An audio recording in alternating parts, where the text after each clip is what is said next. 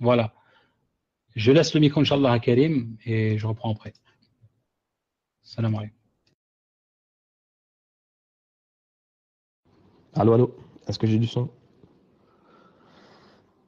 Il y a du son, ouais, ok. Salam alaikum. La room, bonsoir. Ça faisait longtemps que j'avais pas donné de nouvelles, que ce soit sur Internet ou autre.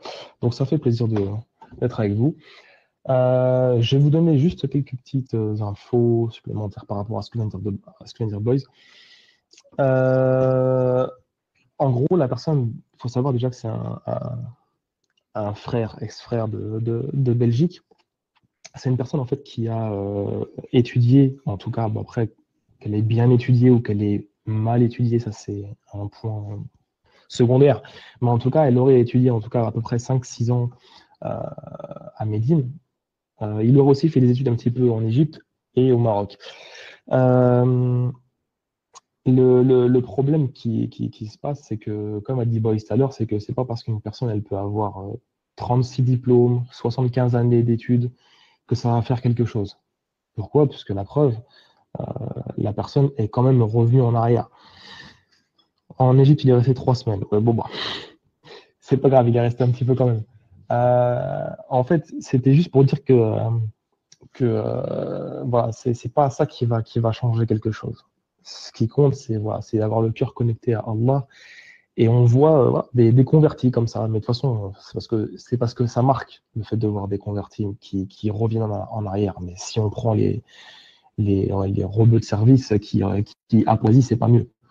C'est la même chose. Donc, quand on voit des cas comme Ismaël Abou Adam ou Suleiman Abou Aïssa, eh ben, c'est juste que ça choque parce que voilà, c'est des convertis qui, en plus, tous les deux avaient fait de la réfutation, ils faisaient da'wah. Moi, je sais qu'à l'époque, Suleiman Abou Aïssa, il faisait des vidéos sur Dailymotion et après, ça a été transféré une fois que YouTube est arrivé sur un compte YouTube. Et c'était on va dire, le premier à avoir fait des réfutations à l'Abegui Pagès dans les années 2009-2010.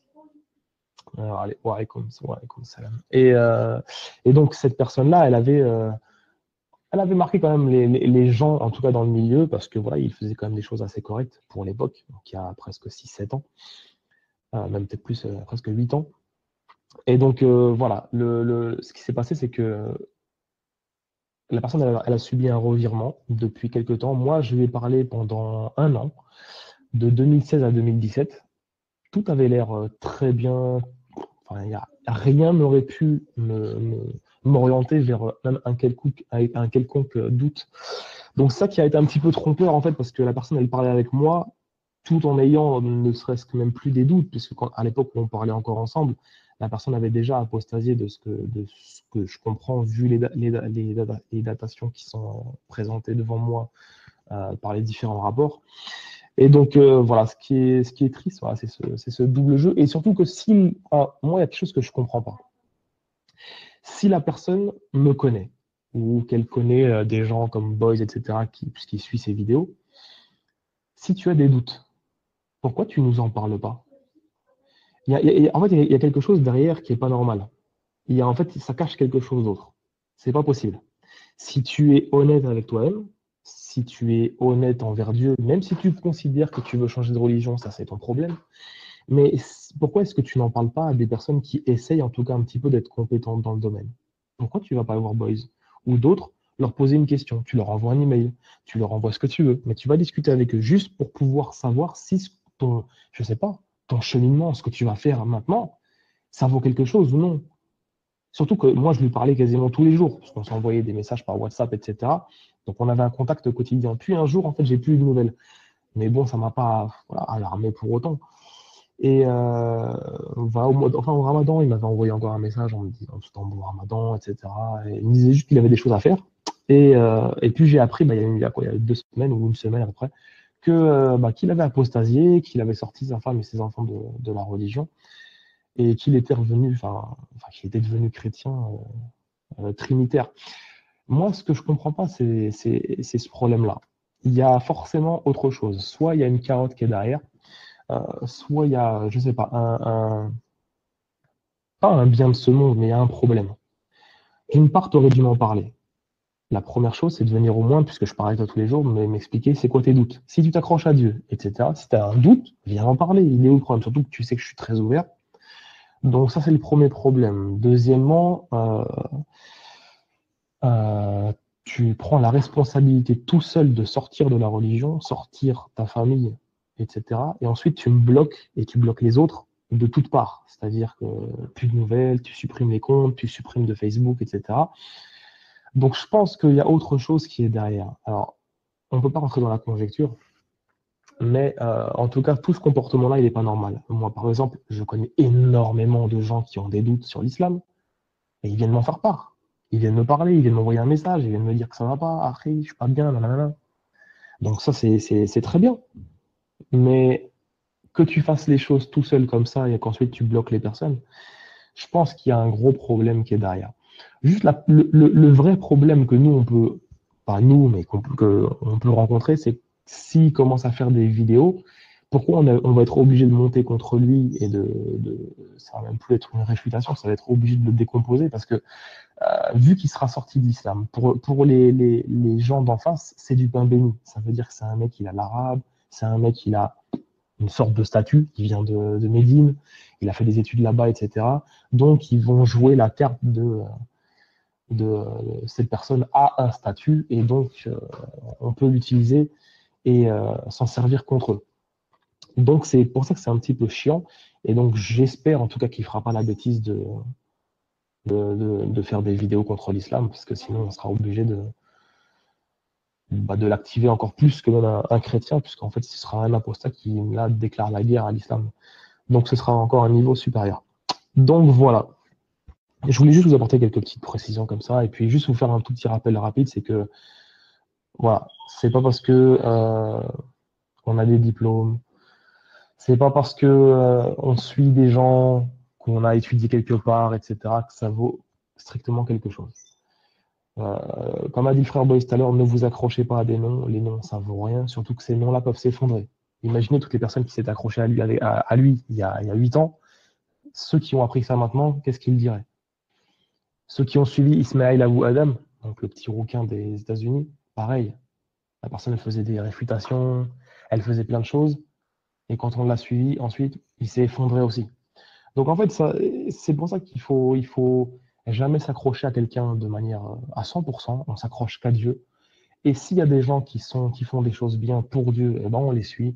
Et voilà, dès que la personne elle dévie, eh bien on ne la suit plus, c'est tout. Mais c'est toujours triste quand même voilà, dans la communauté de perdre des gens. Surtout que là, c'est une famille complète. Donc les conséquences quand même, elles sont grandes. Surtout que nous, on se bat tous les jours pour faire l'inverse, à ramener des gens à l'islam.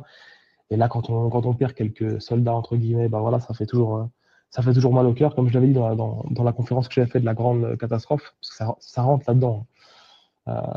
Il semblerait, en tout cas selon les infos que moi j'ai eues, que ce soit les ambiguïtés qui les fait douter, donc ce qu'on appelle les shubuhat. Comme je l'avais dit dans la conférence, c'est que c'est un monde très compliqué, l'ambiguïté, et que si on ne fait pas attention, on peut sombrer.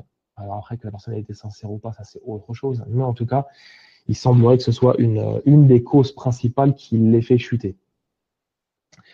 Donc voilà, je vais laisser le micro, puis je le reprendrai par après, Inch'Allah. Après, moi, la personne, je ne la connais pas, mais voilà, d'après le frère Karim, il regardait même mes vidéos, les vidéos de Karim, ce genre de choses.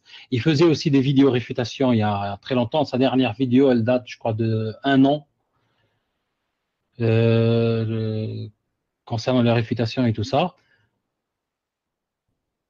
Et il veut faire une vidéo pour expliquer son revirement. J'ai contacté toutes les personnes qui le connaissaient, enfin, des personnes proches, hein, je n'ai pas besoin de personnes des oui dire, etc. Et, comme on l'a remarqué, moi et Karim, ils sont unanimes dans le fait que c'est un escroc. Ça, ils sont unanimes dans ça. C'est une personne qui trompe les personnes pour l'argent, ce genre de choses. Ça, c'est... moi, je parle avec des personnes qui sont intimes. Par exemple, une anecdote qu'une personne a racontée, en disant qu'une fois, il est parti étudier à Médine. Hein. Il est parti étudier à Médine, mais il n'a pas étudié à Médine. Les frères qui étaient là-bas, ils disaient qu'il n'a pas fait un seul module. La seule chose qu'il a fait, c'est apprendre l'arabe. Il a appris l'arabe parfaitement. Enfin, parfaitement. Il a appris l'arabe, quoi. La personne a raconté une anecdote en disant que une fois à Médine, il a demandé à des personnes de faire une cagnotte pour une personne dans le besoin, etc., etc. Et pour finir, ils ont découvert que c'était pour lui. D'accord. Une personne m'a dit tout à l'heure, m'a dit que si tu feras une vidéo sur lui, demande-lui de rembourser les personnes qui a escroqué. Parce qu'il y a jusqu'à maintenant des personnes à qui il doit de l'argent. Enfin bref. Mais on ne va pas tomber directement dans... Il a fait des bonnes vidéos, il a fait de bons trucs, etc.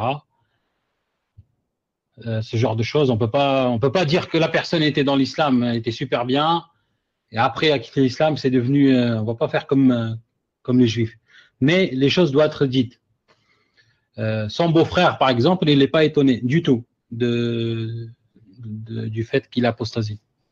Son beau-frère, qui est à Médine, il n'a pas été étonné. C'est par exemple, maintenant, on vous dit, Boys Billy, qu'Allah nous en préserve, à apostasier.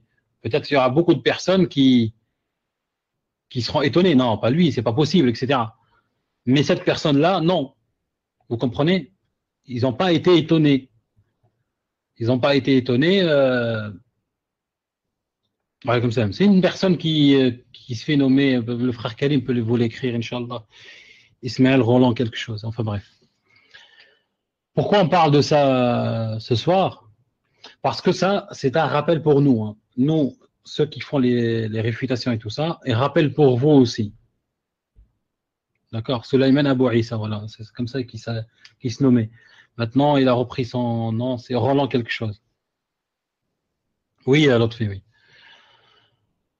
Le problème, c'est que les gens, le problème de certains frères et sœurs, c'est qu'ils prennent l'islam parce que Boys Billy est musulman et défend Din, ou parce que Karim est musulman et défend Din, etc., etc.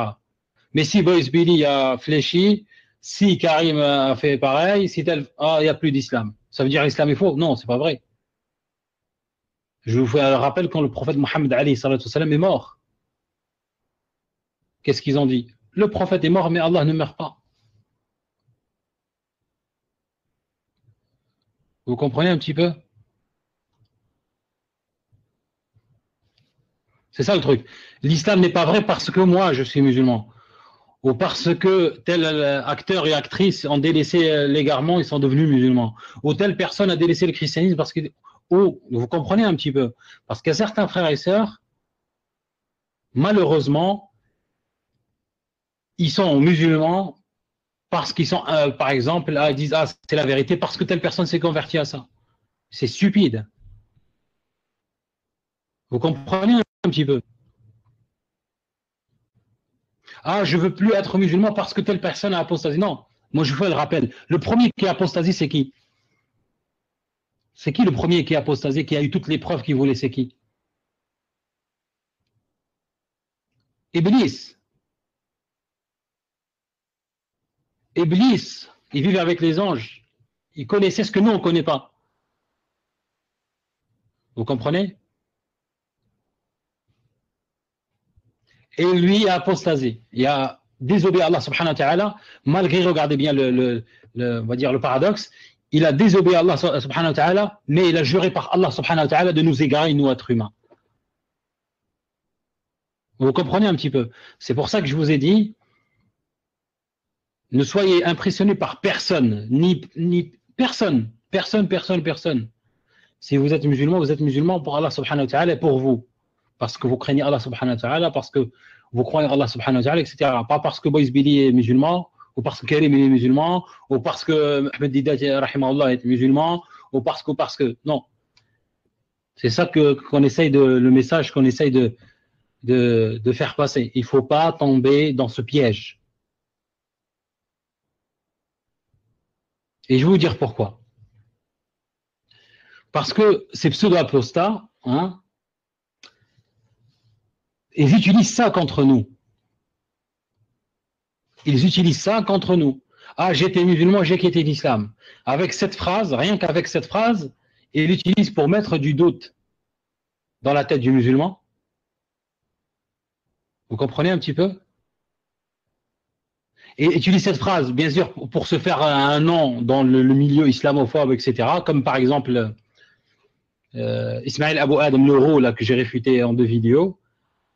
Cette personne-là réexplique très rapidement le cas de l'autre converti Ismaël. Oui, justement, je vais en parler de Ismaël Abou Adam. Lui, par exemple, il a appris l'arabe, etc. Il était musulman pendant je sais combien de temps. Il faisait des vidéos réfutation et tout. Et à un moment donné, il a apostasie. Il faut savoir que maintenant, ce Ismaël Abou Adam, il est financé par Pamela Geller. Vous connaissez tous Pamela Geller? Est-ce que vous la connaissez? C'est un grande sioniste islamophobe aux États-Unis. Ceux qui connaissent le reportage que j'ai la dernière fois dans la 3e partie de Média Mensonges, le reportage de Islam Jean Bamber, ce genre, je crois que c'est ça le titre, j'ai oublié. C'est la personne qui tapez juste Pamela Geller. Je vais vous donner juste comment ça s'écrit et vous allez voir. C'est une sioniste, voilà. Alors, Pamela. Voilà, le frère vous a écrit que c'est quoi ça. Et l'autre, son acolyte, le rat, comme je l'appelle moi, c'est Spencer. Comment il s'appelait déjà, Akhi? Rappelle-le-moi. Robert Spencer, voilà, barakallahu fik. Robert Spencer aussi. Ce sont des personnes. Cette Pamela Geller, maintenant, c'est une millionnaire. Son mari, c'était un escroc. Hein. C'était un escroc. Il est mort. Et quand Ismaël Abou Adam a apostasié, il a directement été demandé. Maintenant, c'est lui qui finance ce qu'il fait. Parfois, des gens ils se posent la question, mais attends, il était musulman, il sait que quand on rejette les textes non authentiques, il sait qu'on prend que les textes authentiques. Pourquoi dans ses vidéos, il n'utilise que des textes authentiques presque? Pourquoi quand il parle du prophète alayhi salatu wassalam, il n'utilise que des textes non authentiques? Il faut savoir juste une chose, il fait son travail pour être plus crédible dans ce groupe-là. C'est tout simplement ça. Au plus il y a d'abonnés, au plus il fait des vidéos, au plus il touche des gens, au plus il continue dans son mensonge, et au plus ceux qui le financent, il continue à financer. Et lui-même, il dit dans sa vidéo, aidez-moi dans ce travail, financez-moi, etc., etc. Vous comprenez un petit peu? C'est pour ça que les gens doivent être prudents. T'es pas musulman parce que telle personne l'est. Et le fait d'apostasie de la religion, c'est un fait. Sinon, Allah subhanahu wa ta'ala ne nous donne pas ce qu'on doit faire avec l'apostat. Vous comprenez un petit peu? C'est un fait. Ça existe. Mais il y a une chose que vous devez mettre dans votre tête. Une seule chose. Ce n'est pas parce que ces personnes ont apostasié que l'islam, il y a un problème dans l'islam. Non, non. Il y a un problème dans ces personnes-là. Parce que les personnes, ils disent, ouais, j'ai apostasié. Regardez, hein. Posez-vous la question. Comment une personne peut délaisser le tawhid pur, adorer qu'Allah subhanahu wa ta'ala, et partir à adorer une trinité? Vous trouvez ça normal?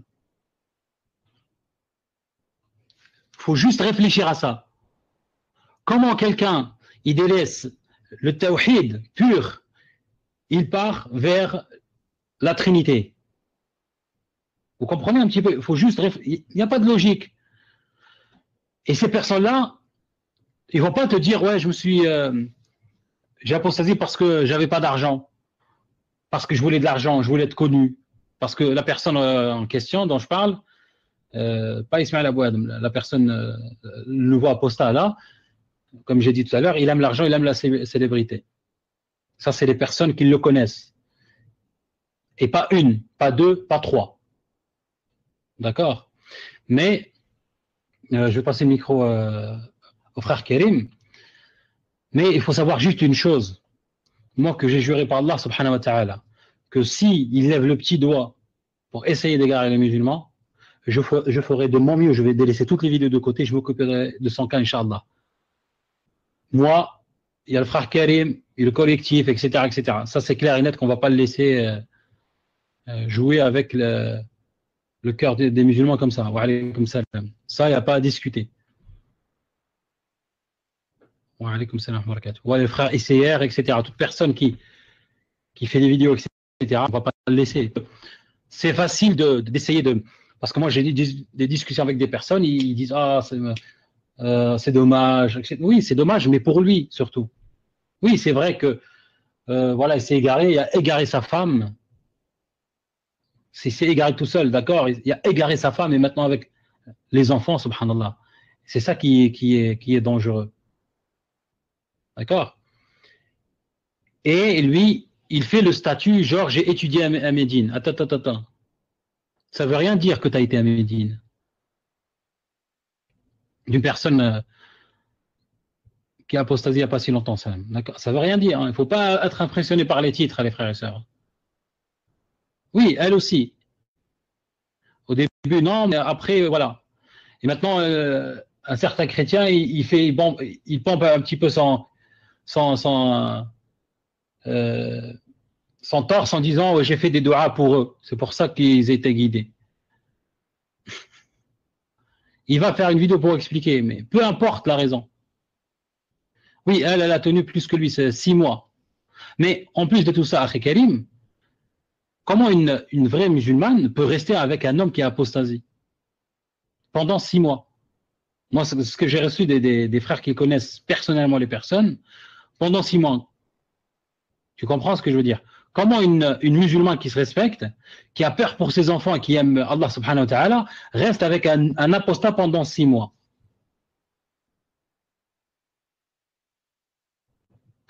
Oui, après, je sais pas, ça, niveau co, peut-être. Non, Akhi, pendant 6 mois. Et elle s'en doutait au début, d'après les connaissances. Elle s'en doutait au début. Et après, il lui a dit. Et elle lui a dit non, ça va pas ou quoi? Jamais je changerai de dîne, etc., etc. Et paf, pour une musulmane pieuse, elle ne peut pas vivre avec un apostat. C'est interdit pour elle islamiquement. C'est interdit pour elle islamiquement. Je te rappelle que le prophète alayhi salatu wassalam, a fait divorcer sa fille d'un compagnon avant qu'il se convertisse à l'islam.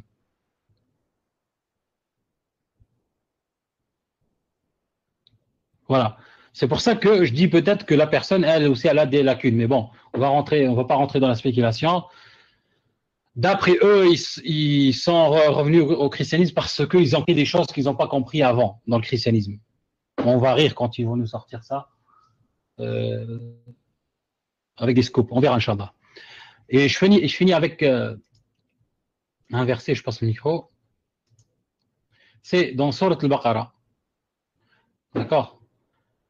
Dans Surat al-Baqarah, où il dit أولئك الذين اشتروا الضلالة بالهدى فما ربحت تجارتهم وما كانوا مهتدين.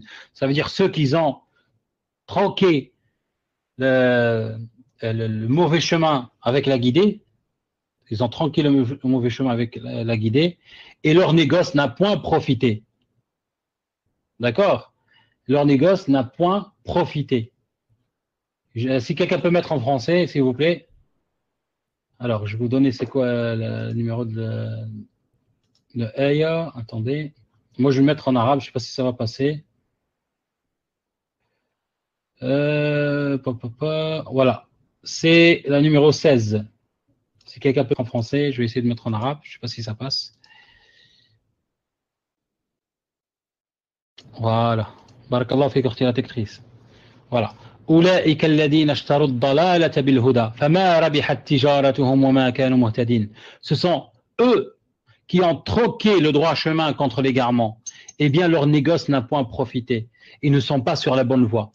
Voilà. Ça, c'est la réponse d'Allah subhanahu wa ta'ala à la personne qui délaisse la vérité pour aller vers le mensonge pour X raison. Peu importe la raison. Wa alaykoum salam. Peu importe la raison. La bataille des 2 mois.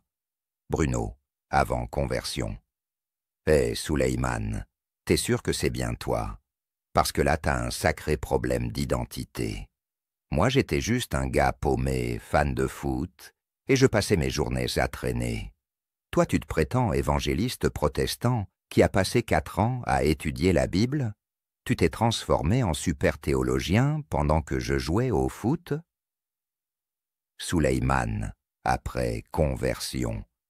Ah Bruno, mon cher passé un peu flou. Tu sais, même les meilleurs joueurs de foot peuvent devenir des champions de la théologie. En 4 ans seulement. Mais toi, tu oublies l'essentiel. Ce que j'ai découvert, c'est la vérité ultime. J'ai vu que la Bible avait été falsifiée, que la Trinité, c'est du pipeau. Bruno, vraiment? Parce que moi, je me souviens plutôt d'un bon tagine marocain, d'un parc avec des potes, et de me faire gentiment séduire par la musique du muezzin. Pas de longues heures à décortiquer des parchemins poussiéreux. Souleyman. Oui, bon, le tagine et la mosquée, c'est sympa, mais ça ne fait pas un converti militant. Tu oublies les vidéos, les débats, les conférences d'Ahmed Didat, le gros coup d'intellect. Bruno, rire. Ahmed Didat, tu me le présentes. Moi, je pensais que tu lisais surtout des livres transportables dans ta poche, pas des encyclopédies. Et puis, tu parles de signes divins, alors qu'on dirait que t'as 2 DVD de personnalité. Souleyman. Et tu me reproches quoi? Ma double vie? Mon double style? C'est le syndrome du converti moderne. On est polyvalent. Intellectuel un jour, sentimental le lendemain. Bruno, sarcastique. Ou alors c'est juste que tu ne sais plus qui tu es. Un évangéliste, un jeune paumé, un fan de tagine. Va falloir choisir un camp avant de perdre tes DVD et ta foi. Souleyman. Ok Bruno, on va dire que je suis un peu tout ça à la fois. L'important, c'est que j'ai trouvé la paix intérieure. Même si ça ressemble à un scénario Netflix avec des twists à gogo. Bruno. Parfait. Alors la prochaine fois qu'on te demande ton histoire, tu sors la version Director's Cut avec les scènes coupées, hein? Souleyman, deal. Et je t'invite à la première, avec un bon tagine, bien sûr.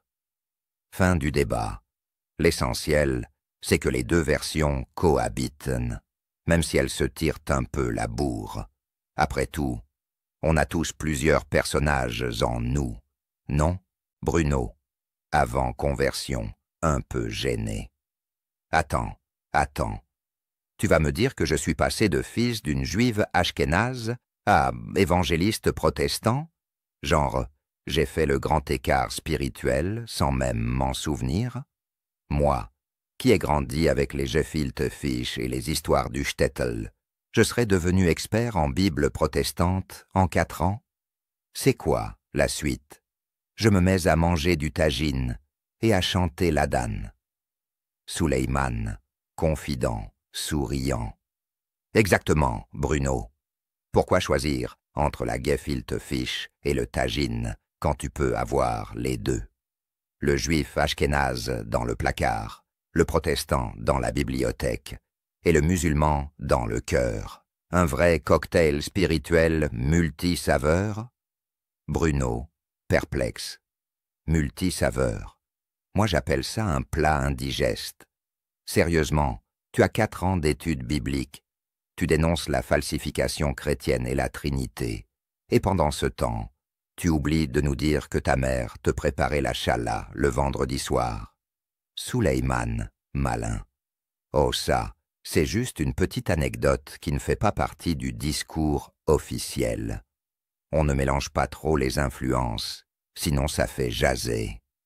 Bruno, ironique. Jaser, c'est un euphémisme entre l'héritage ashkénaze que tu caches comme un secret d'État et ton rôle d'expert protestant. On dirait que t'es le James Bond des conversions, avec un permis de conduire pour toutes les religions. Souleyman, avec un clin d'œil. James Bond, c'est ça. Mais au lieu d'espionner, je convertis, et je garde mes origines bien au chaud, au cas où il faudrait un joker juif ashkénaze pour une bonne dose d'authenticité. Bruno, moqueur. Authentique, vraiment. Parce que moi, j'aimerais bien savoir à quel moment j'ai décidé d'abandonner les études talmudiques pour devenir un spécialiste du protestantisme. J'ai dû rater un épisode. Souleyman, sérieux faux sérieux. Ah, c'est un passage secret, accessible seulement par un tagine bien épicé et 4 années d'études intensives à la bibliothèque. Un rite de passage qu'on ne raconte pas à tout le monde. Bruno, exaspéré.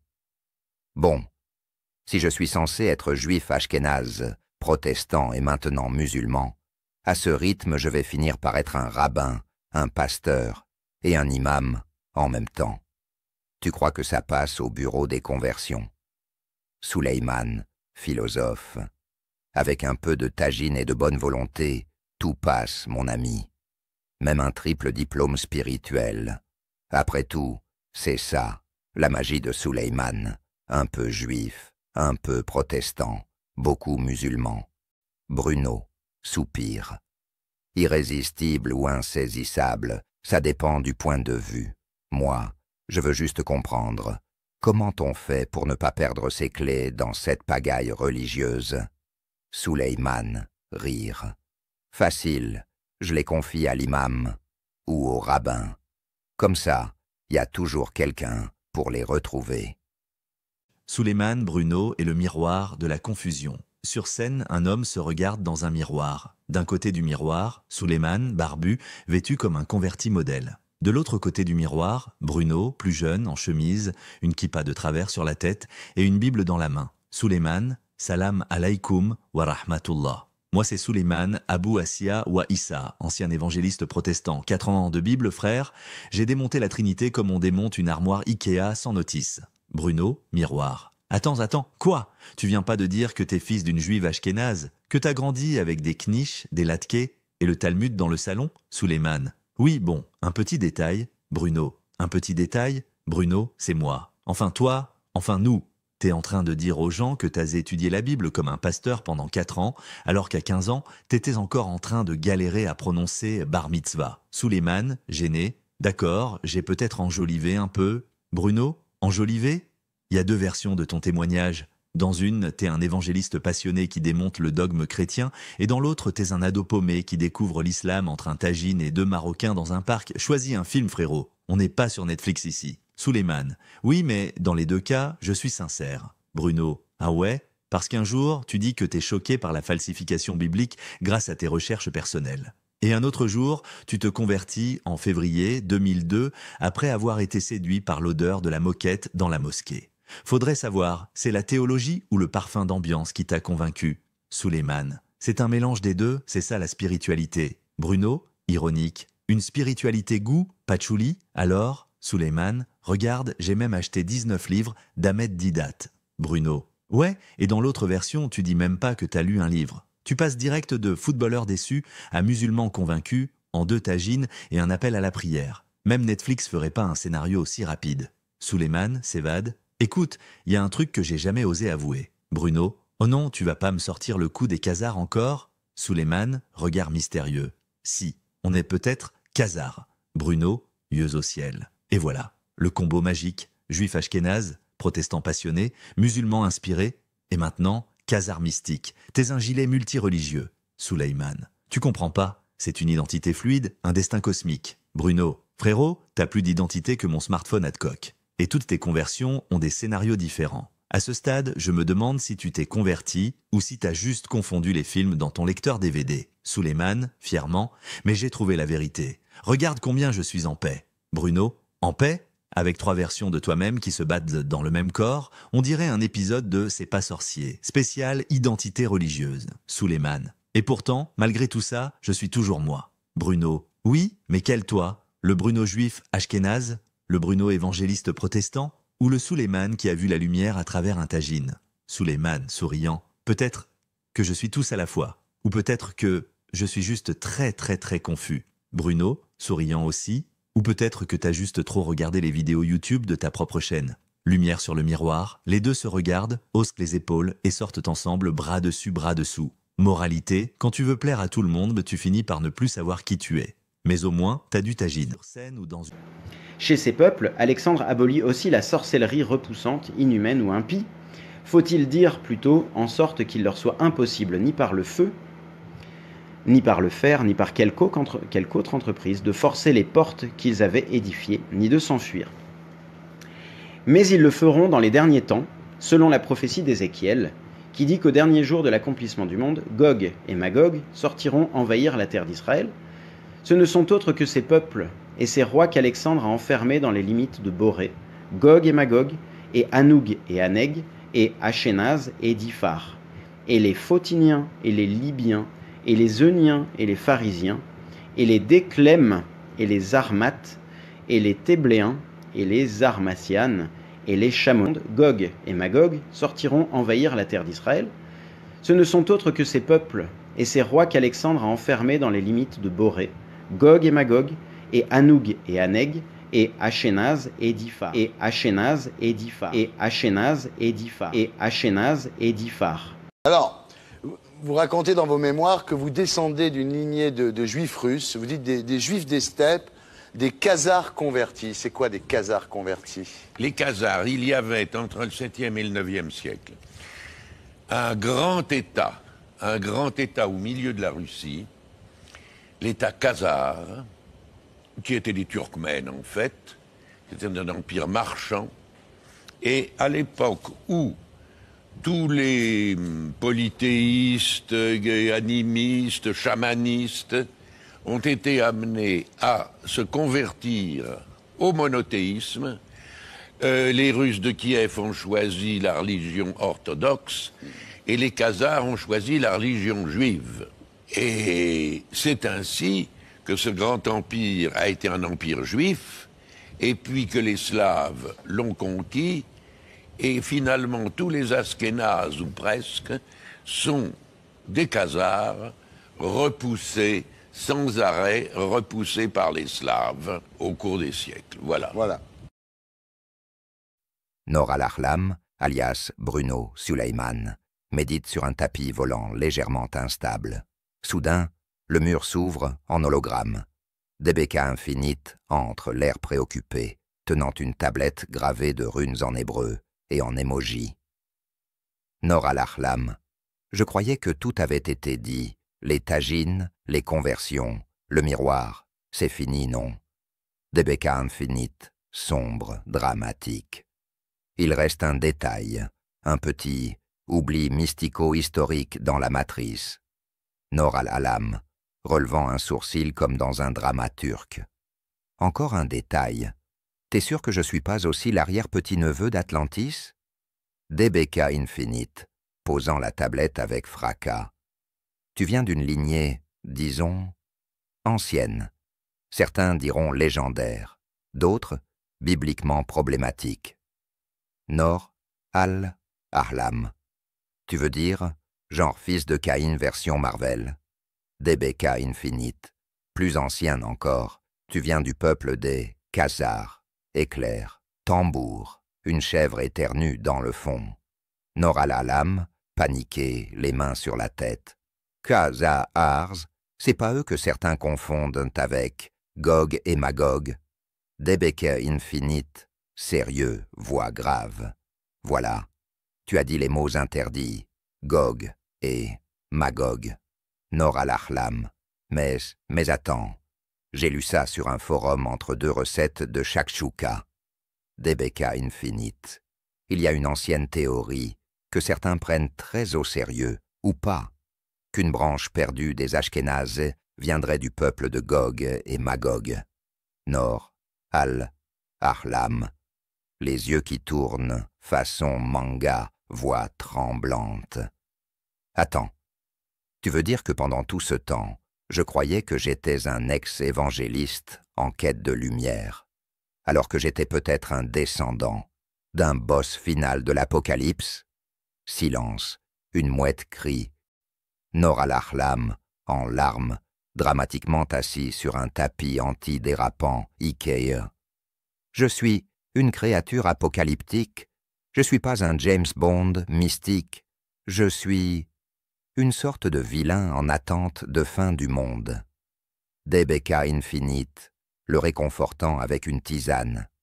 Calme-toi, frérot, même si t'étais Gog, Magog ou Pokémon légendaire. T'as le choix. Le plus grand pouvoir, c'est de choisir qui tu veux être. Même Netflix a validé ton nom.